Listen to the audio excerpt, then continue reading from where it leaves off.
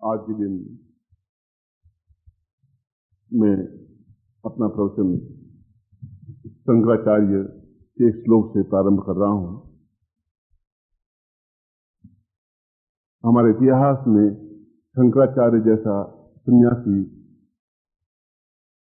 व्यक्तित्व नहीं हुआ। केवल 32 साल की अवस्था में उन्होंने 4 स्थानों पर मठ स्थापन कर दिए, शंकर मठ, और शंकर भाष्य जैसा ग्रंथ लिखा। गीता को तो फिर भी लोग समझ सके, शंकर भाष्य को आज भी लोग नहीं समझ पाए कि उसमें कितनी गूढ़ विवेचना है। मेरे मन में भी बड़ी छटपटाहट है कि उस शंकर भाष्य को उन्हीं शब्दों में वापस लिखूं, सरल भाषा में, जो शंकराचार्य के मन में कहने की बात थी। जो क्या गीता में कृष्ण कहना चाहते थे वो आने वाली पीढ़ी उनका अर्थ तो किया, मगर मन की बात नहीं समझ पाए।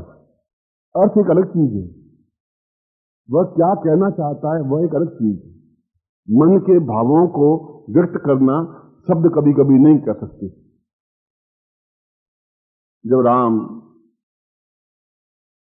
सीता स्वयंवर में गए विश्वामित्र के साथ, लक्ष्मण के साथ, और वाटिका में घूम रहे थे, उधर सीता गौरी की पूजा करने आ रही थी, और राम ने एक क्षण के लिए सीता को देखा। वो देखा और तुलसी ने चौपाई में लिखा, गिरा नयन नयन बिनु बानी, कि जीभ बहुत कुछ कहना चाहती है मगर उसकी आंखें नहीं है, वो देख नहीं पा रही, बोले क्या बेचारी। और बोल सकती है पर आंखें नहीं है। नयन बिनु बानी, और आंखें बहुत को देख लेती है पर उसके पास वाणी नहीं है, वह कुछ बता नहीं सकती। ठीक इसी प्रकार से शंकर क्या कह रहे थे वह हम समझ नहीं पाए, बोल नहीं पाए, समझा भी नहीं पाए। शायद कुछ क्षण मिले शंकर भाष्य का एक सही चिंतन दे सकूं, गीता का सही चिंतन दे सकूं, मगर वह तो जैसा गुरुदेव चाहेंगे, प्रभु चाहेंगे, वैसा ही तो हो पाएगा। मगर मैं जो कुछ मेरे पास है, एक ब्राह्मण के रूप में तो ज्ञान है, ये चेतना है, और उन चेतना उस ज्ञान पर अपने आप में बहुत ही गर्व है। पूरे ब्रह्मांड को गर्व है, मुझे तो गर्व है, ब्रह्मांड को भी गर्व है कि मेरे पास साधना है। मगर ये सब ज्ञान राख में बदल नहीं जाए। यह ज्ञान अपने आप में एक जीवित जागृत बन सके।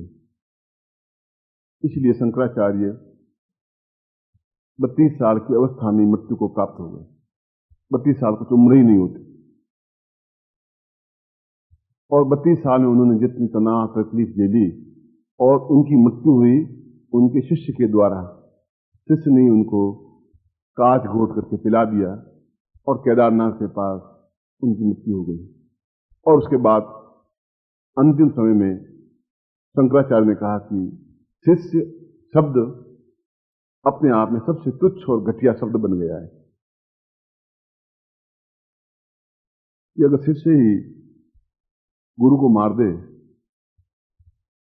गुरु को गाली देना तो बहुत बड़ी बात है, गाली सोचना भी बहुत बड़ा पाप है, और अपने स्वार्थ के लिए उसको एक पाद पद्म जैसा एक घटिया शिष्य समाप्त कर दे, ऐसा अदम शिष्य इस पृथ्वी पर दूसरा पैदा नहीं हो सकता है।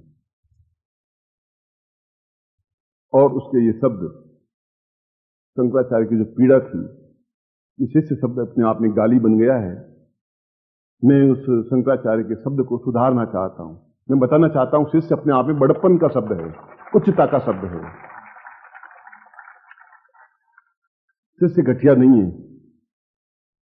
कोई जरूरी नहीं है कि सभी पाद पद्म बनेंगे, हो सकते हैं उसमें कुछ स्वार्थी लोग हों, मगर इन शब्दों से उसकी पीड़ा झलक रही है।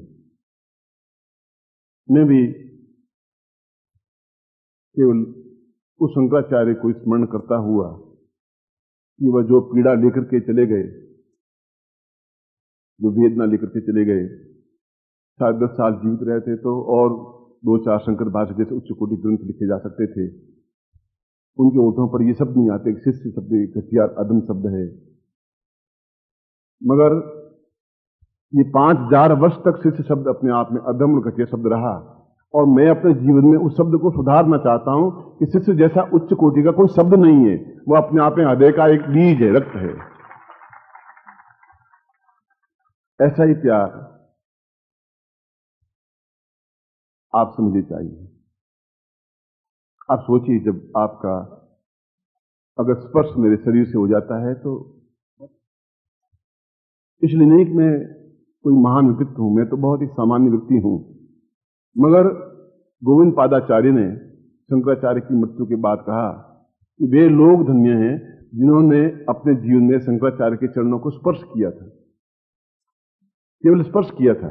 गुरु जीवित रहे, शंकराचार्य की मृत्यु हो गई, गोविंद पादाचार्य उनके गुरु थे, और वे तो वास्तव में हजारों हजारों देवताओं से भी ज्यादा अद्वितीय हैं, जिनका शरीर शंकराचार्य के शरीर से जुड़ा होगा। हृदय की धड़कनें जुड़ी होंगी, प्राणों के स्पंदन जुड़े होंगे, जिनके भी जुड़े होंगे। वे वास्तव में उनके जैसा तो दूसरे व्यक्ति हो ही नहीं सकता, क्योंकि एक लोहा भी पार से स्पर्श करेगा तो एकदम कुंदन बन जाएगा, सोना बन जाएगा। एक लकड़ी का टुकड़ा, बबूल का टुकड़ा भी अगर चंदन से रगड़ खाएगा तो अपने आप में सुगंध युक्त बन जाएगा। कभी कभी वेदना होती है कि क्या गुरु बन के ठीक किया, नहीं किया, क्या मैं वापिस गृहस्थ में आकर के उचित किया है, नहीं किया। ऐसी कभी कभी मानसिक पीड़ाएं होती हैं। मैं फिर एक बार मन में सोचता हूं कि जीवन का धर्म, जीवन सुबह भी मैंने प्रवचन में कहा था कि ऋषि मुनि योगी अति बेकार व्यर्थ हैं जो कुंदराओं में जाके बैठ गए। उनको आना चाहिए, आग में जलना चाहिए, तपना चाहिए, खून जलाना चाहिए, मगर इन लोगों को ज्ञान तो देना ही चाहिए। एकांत में तो जंगली पशु बैठे हैं, आप भी एकांत में बैठे, उनकी भी जटाएं बड़ी हुई हैं, बाल बड़े हुए, तुम्हारे भी बाल बड़े हुए हैं, तुमने उच्च कोटि साधना कर ली, बस जीवन में क्या अर्थ है? मैं आवाज दूं, मुझे इतना विश्वास है, मैं आवाज दूं तो हजारों हजारों हाथ उठ करके मेरे पास खड़े हो जाएंगे, हजारों लोग मेरे साथ खड़े हो जाएंगे।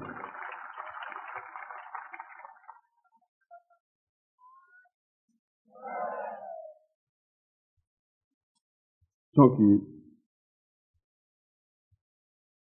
अपने जीवन में मैंने कोशिश यह की है कि मैं प्यार दूं आपको, और सुबह मैंने कहा था कि जीवन में मुझे आपसे कोई दक्षिणा नहीं चाहिए, भेंट नहीं चाहिए। मैं कह रहा हूं आपको, नहीं चाहिए, न धोती चाहिए, न वस्त्र चाहिए, न आभूषण चाहिए, आप नहीं चढ़ाएं, प्यार दीजिए मुझे, क्योंकि उससे अमूल्य कोई चीज नहीं है। और मैं आपको साधना देना चाहता हूं, उच्च कोटि व्यक्तित्व बनाना चाहता हूं, और उसके लिए आपका साहचर्य चाहिए, सामीप्यता चाहिए। आपके मेरे बीच में स्वार्थ की और न्यूनता की अगर रेखा खींच जाएगी तो न आपसे मेरा मिलन हो सकेगा, न मैं आपसे मिल सकूंगा। यह एक ओठों पर एक धड़कन रहेगी कि ये शिष्य मेरे हैं, मेरी आवाज पर ये दौड़ के आ जाते हैं, मेरी आवाज पर कुछ बलिदान करने को तैयार हो जाते हैं, अपने आप को समाप्त करने के लिए तैयार हो जाते हैं, और सब कुछ देने के लिए तैयार हो जाते हैं। कई बार मैंने अनुभव किया है।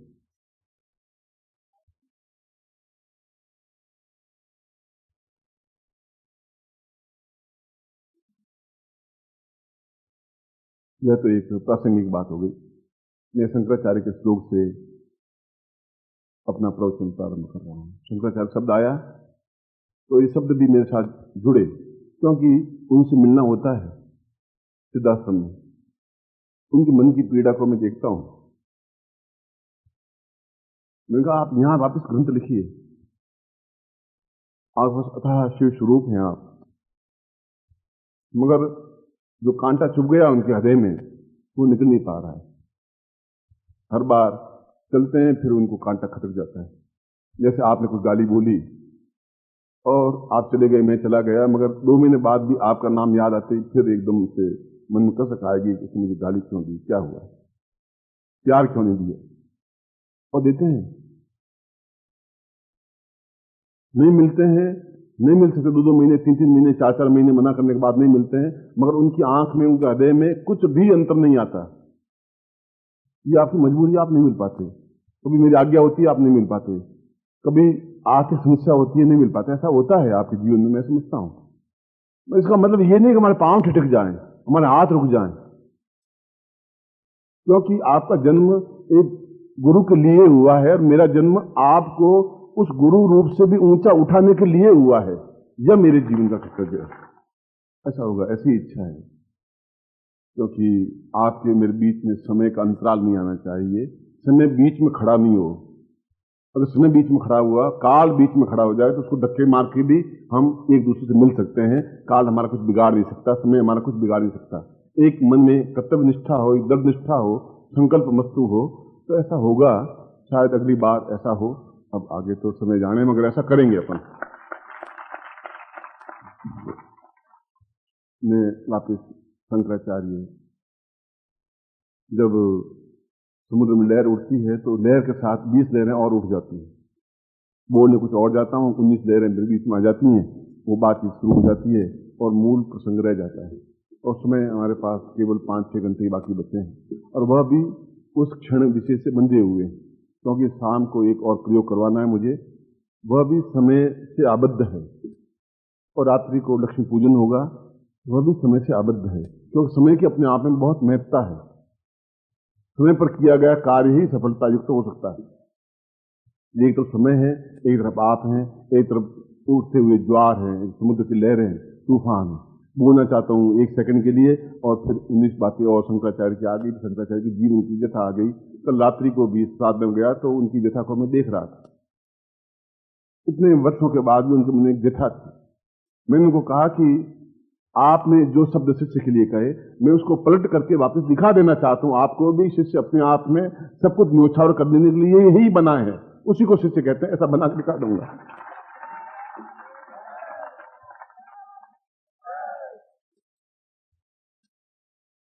खैर मैं उनको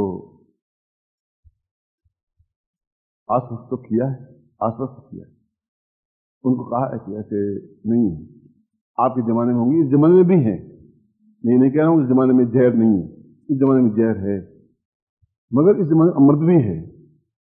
हो सकता है कि 15, 20, 25 घटिया हों, मगर सैकड़ों सैकड़ों शिष्य हैं जो मेरे पीछे पागल हैं, दीवाने हैं, दीवानगी की हद तक हैं, अपने आप को फना करने के लिए तैयार हैं, आग में जलने के लिए तैयार है। मैंने देखा है, अनुभव किया है, परख किया है। ये सौभाग्य है, ये मेरा सौभाग्य है, ये आपका सौभाग्य है कि मैं आपके बीच में खड़ा हूं और उन लोगों के आपके बीच में कड़ी हूं। आपकी बात वहां तक पहुंचाने की क्षमता रखता हूं, उनकी बात आप तक पहुंचाने की भी क्षमता रखता हूं। इसलिए मैं आप उस जगह पहुंचाना चाहता हूं कि आप सिद्धाश्रम जा सकें सूक्ष्म शरीर से, और पहुंच सकें और देख सकें।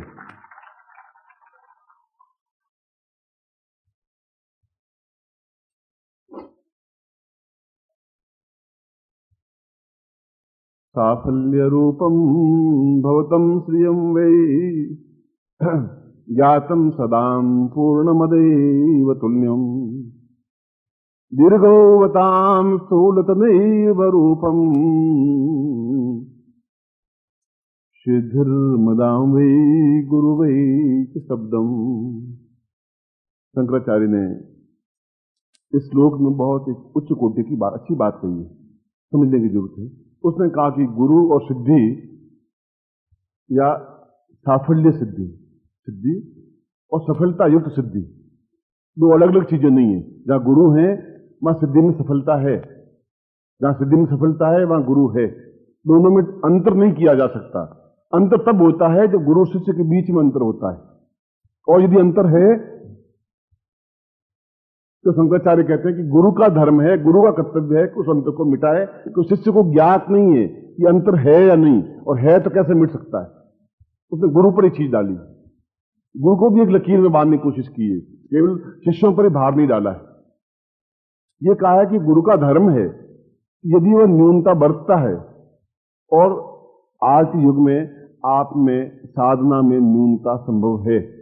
मैं आपको अभी कहा कि आप केवल एड़ी के बल पर खड़े हों, पंजे के बल पर खड़े हों, और आपको बीच बीच में एड़ी टिकी, एक बार टिकी, 2 बार, फिर जल्दी से एड़ी उठा दी, फिर टिकी, फिर वेट उठा दी, स्वाभाविक है।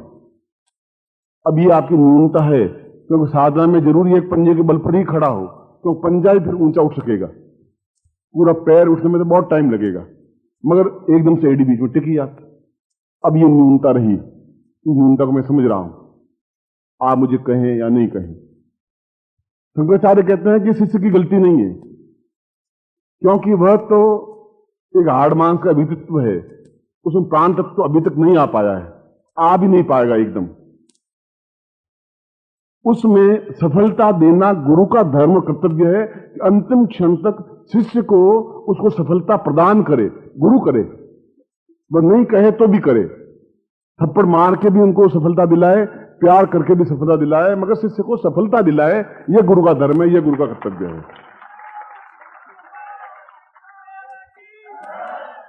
क्योंकि उसके थप्पड़ मारने में भी एक प्यार होता है, गाली देने में भी एक प्यार होता है, वह एक मधुरता होती है, क्रोध युक्त गाली नहीं होती।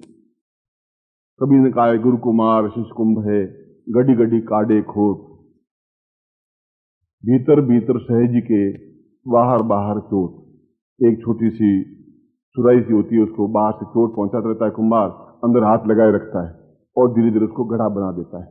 मगर उसको मालूम मैं ठोक रहा हूं, मगर वो अंदर सहजता है, मैं आपको अंदर से सहज रहा हूं, ऊपर से फटकारता हूं, डांटता हूं, मगर उसमें भी प्यार है, एक अटैचमेंट है। आपको डांटने पुचकारने मुझे कोई आनंद नहीं है, मगर मैं चाहता हूं कि आपको सफलता मिले। तो शंकराचार्य ने कल ही प्रसंग में ये बात कही कि उनको मंत्र दें, और मंत्र देने के बाद भी उनको सफलता नहीं मिल सकती, नहीं मिलती है। फिर नहीं मिलती है तो वे हताश निराश हो जाते हैं, नहीं कह पाते, मगर मन में हताश निराश हो जाते हैं कि ये मंत्र गलत है, या कही हुई बात गलत है, या मैं गलत हूं, कहां है, वह भ्रमित हो जाता है। वह भ्रमित हो जाता है तो गुरु को कह नहीं पाता, कहीं कहीं उसकी मजबूरी रुक जाती है कि गुरु को मैं कैसे कहूं। मगर गुरु को आगे चल के कहना चाहिए कि तुम्हारे अंदर न्यूनता अगर आ रही है तो आ रही है, उस न्यूनता में भी सफलता देना मेरा धर्म है, मेरा कर्तव्य है, गुरु के रूप में कर्तव्य है। ऐसी कोई किस प्रकार से वो सफलता मिले, आपको सफलता मिले और मैं लोगों को दिखा सकूं, मैं तो सफलता में दिखा सकूं। मुझे तो लोग कहेंगे साहब कपड़ा फाड़ के दिखाओ, अब कपड़ा तो दर्जी भी फाड़ देगा, उसमें कौन सी लंबी चौड़ी बात। अब पापड़ तोड़ के दिखाओ, पापड़ तोड़ने में और वो सिर फोड़ने में थोड़ा टाइम भी लगे, तो पापड़ तोड़ने में क्या टाइम लगेगा, कपड़ा फाड़ने में कौन सा टाइम लगेगा। मैं अपनी शक्ति उस काम के लिए क्यों व्यय करूं। मगर कुत्ता भौंक ही सकता है, वो मंत्र नहीं बोल सकता, तो कहें तो भी मंत्र नहीं बोलेगा, उसको सिखाना बेकार। तो शंकराचार्य कल एक बहुत अच्छी तरह से बोल रहे थे, उनका कि तुम्हारा कर्तव्य है कि उन साधकों को, उन शिष्यों को ऐसा ज्ञान, ऐसी चेतना ऐसा दें कि अगर उनकी साधना में न्यूनता हो भी रहे, न्यूनता रहेगी, तब भी उनको सफलता मिल जाए। दोनों विरोधाभास हैं। आप मंत्र बोले, असफलता रह जाए, फिर भी सफलता मिले। अब दोनों विरोधाभास को मिटाने के लिए क्या किया जाए, यह एक कठिन क्रिया है। मैं कहूं तो इस प्रकार से खड़े होना पड़ेगा और 11 माला करनी पड़ेगी। आप 11 माला के बीच, 8 माला के बीच में घुटने टेक कर बैठ जाएंगे, ये छोड़ो 8 मालाएं बहुत हैं, थोड़ा आकाश में उड़ने से रहे, ये फालतू कहने की बातें हैं, छोड़िए इसको, छोड़िए बेकार। औरत भी कहेगी कि ये काय का चक्कर, तुम आकाश में उड़ सकते हो, दिमाग खराब तुम्हारा, फिर हवाई जहाज काय के लिए बने। अब तुम सोचो ऐसा कैसे हो सकता है, और तुम अपने आप में निराश हताश होकर रख जाते हो। हनुमान जी के पास में कोई था तो नहीं, हनुमान जी लंका गए तब कोई हवाई जहाज बैठ के तो गए नहीं, नहीं तो उड़ के गए थे, फिर वो कैसे चले गए। या तो पुराण गलत है वो, या फिर हम गलत हैं। वायु वेग के माध्यम से भी आदमी गमनशील हो सकता है, होता है। आज से 50 साल पहले तक विशुद्धानंद जी ने क्रिया करके दिखाई है, क्रिया करके दिखाई, उसके बाद विशुद्धानंद जी बहुत तकलीफ ही पाए, 1 मिनट भी चैन से नहीं बैठ सके। घर में जो भी शिष्य आता वो बार बार उनको यही बात पहुंचता, उनका मैंने बहुत गलती कर दी कि ये क्रिया करके इनको दिखा दी प्रैक्टिकल। इसलिए सबसे ज्यादा जरूरी है साधना प्राप्त करना, उससे भी ज्यादा जरूरी है साधना में सफलता प्राप्त करना। आपको सफलता 1 नहीं, 2, 3, 4, 10, 20, 25, और मेरे साथ रह करके आपने कम से कम 100 साधनाओं में भाग लिया होगा, 50 साधनाओं में भाग लिया होगा, 60 साधनाओं में भाग लिया होगा। 60 साधनें मैंने आपको बताई होंगी, और उसमें से कुछ साधकों को सफलता मिली, कुछ साधकों को नहीं मिल पाई। तो कल प्रश्न यही उठा था कि क्या कोई ऐसी युक्ति नहीं है कि उनको एक बार की सफलता दिला दे, हो जाए सफलता, उनको एहसास हो जाए, ये उनका एक धर्म, एक कर्तव्य पालन पूरा हो जाए। शंकराचार्य ने कहा कि ऐसा तो कोई है ही नहीं, ऐसी कोई सिद्धि नहीं है, ऐसा कोई मंत्र नहीं है। मैंने कहा आप 5000 वर्ष पहले पैदा हुए, मगर पृथ्वी लोग तो इससे बहुत पहले पैदा हुए, 25,000 वर्षों, 50,000 वर्षों से आगे पैदा हुए।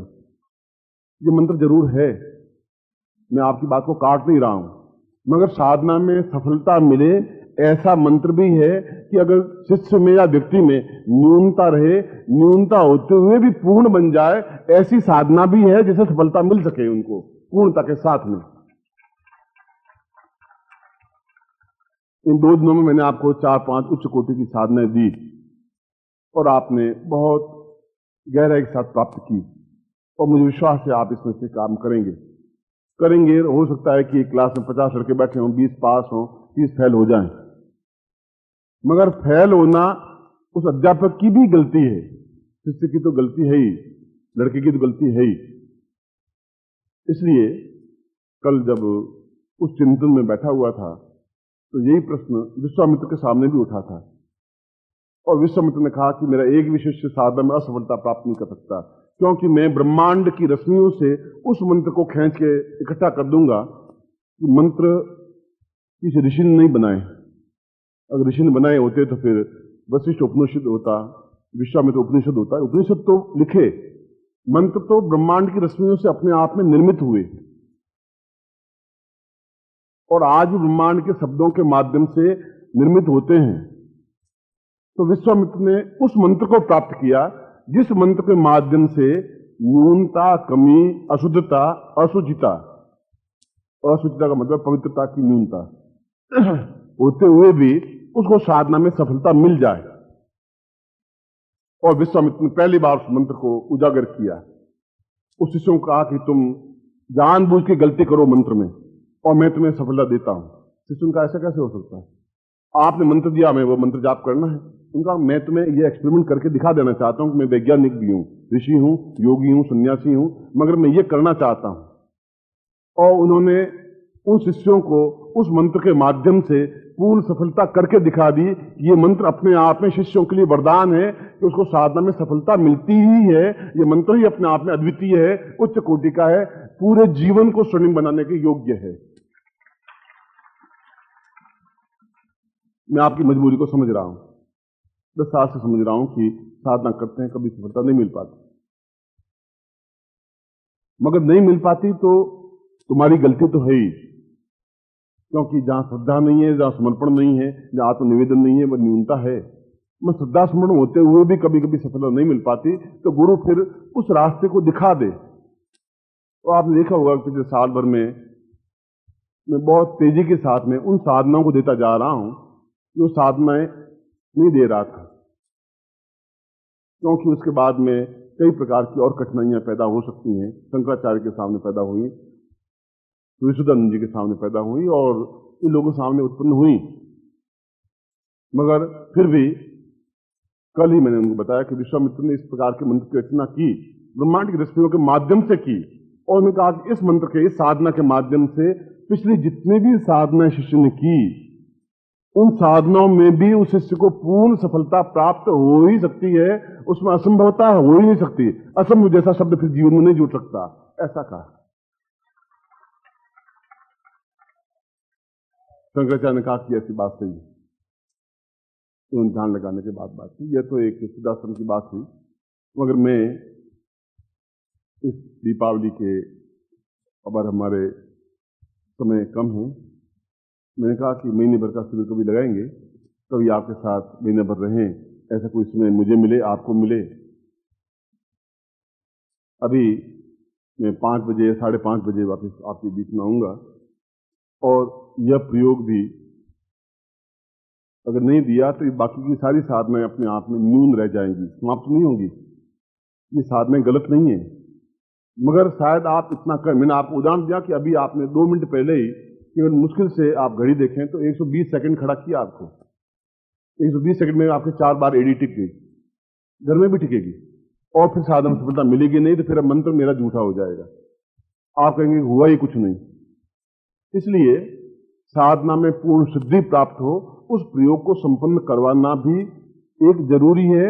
इस सारी साधनाओं का निचोड़ वही है कि मैं साधनाओं में सफलता की वह प्रयोग जो विश्वामित्र ने पहली बार अंतिम बार एक बार ही करवाया और उसके बाद ऋषियों को दिया ही नहीं गया, उस साधना प्रयोग को आज आपको 5:30 बजे संपन्न करवाऊंगा और गारंटी के साथ करवाऊंगा, जिससे सारी साधने आपकी सिद्धि मिले और सफलता मिल सके।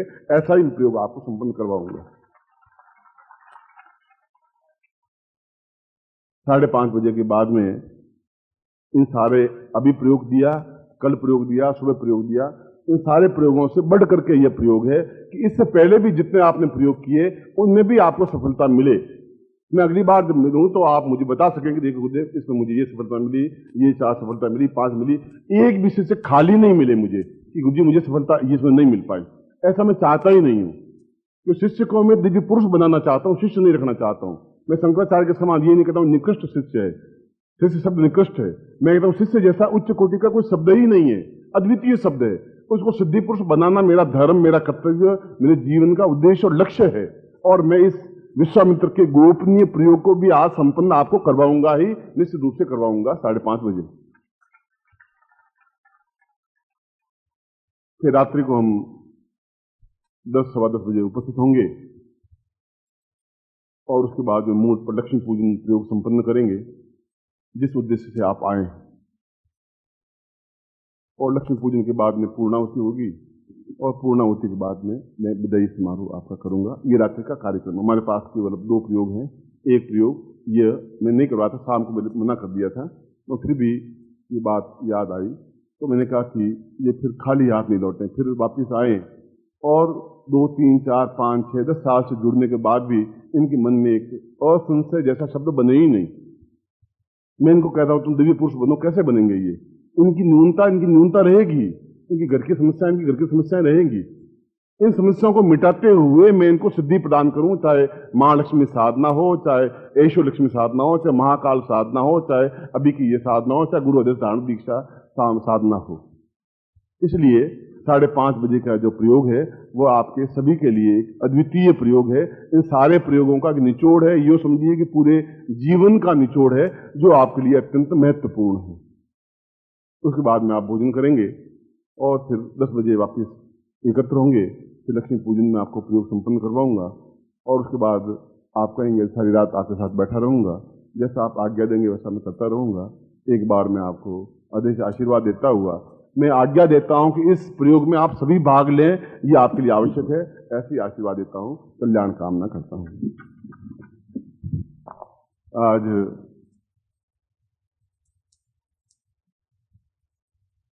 आपका उत्साह, आपका रंग, आपका जोश लगने लगा है कि आपके शरीर में एक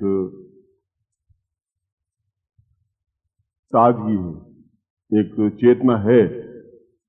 बस ये है कि उसको जगाया नहीं गया है। आपके अंदर साधकत्व है, प्राणस चेतना है, मगर उसको एक उत्तिष्ठ नहीं किया गया है, ऐसा अनुभव हुआ है।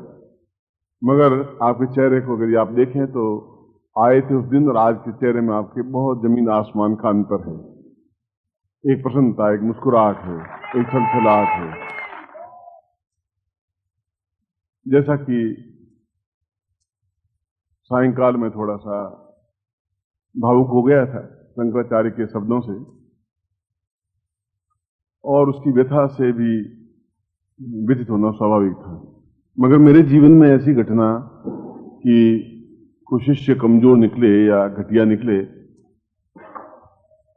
मेरे मुंह के सामने तो कोई ऐसा पूरे जीवन में आया नहीं, संन्यास जीवन में तो कोई आया ही नहीं। और वे जो आज से 60 साल पहले 50 साल पहले जुड़े थे वो आज भी जुड़े हुए हैं और गृहस्थ शिष्य भी जुड़े हुए हैं। आज शाम को भी मैं प्रयोग आपको संपन्न करवा देता हूं।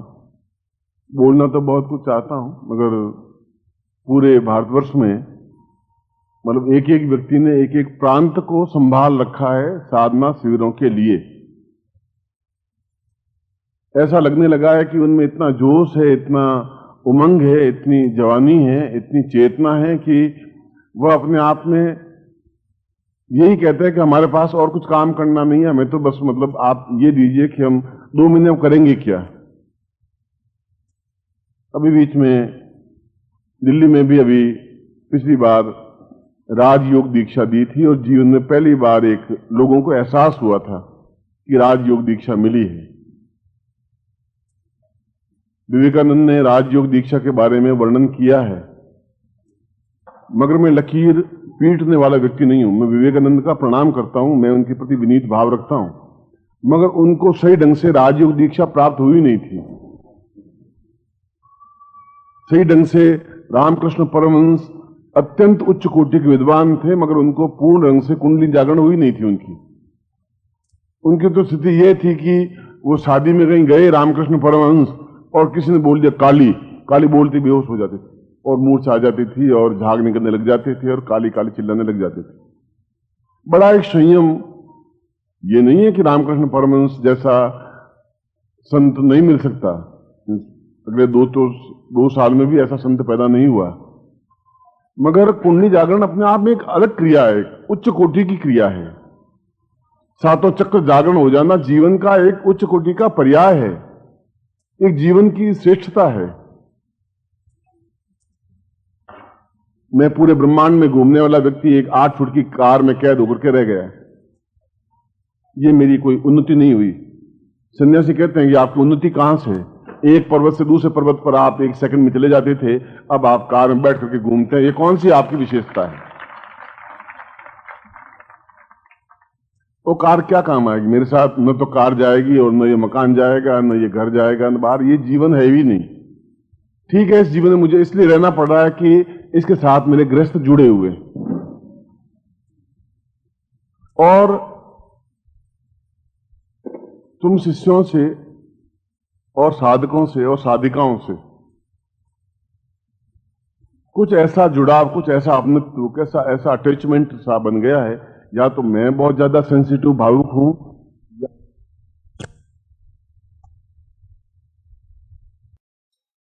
ओम परम तत्वाय नारायणाय गुरुभ्यो नमः।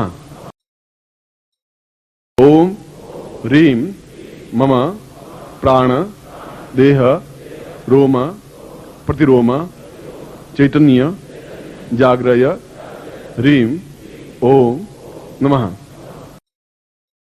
ओम भूर्भुवः स्वः तत्सवितुर्वरेण्यं भर्गो देवस्य धीमहि धियो यो नः प्रचोदयात्। परं तत्त्वाय नारायणाय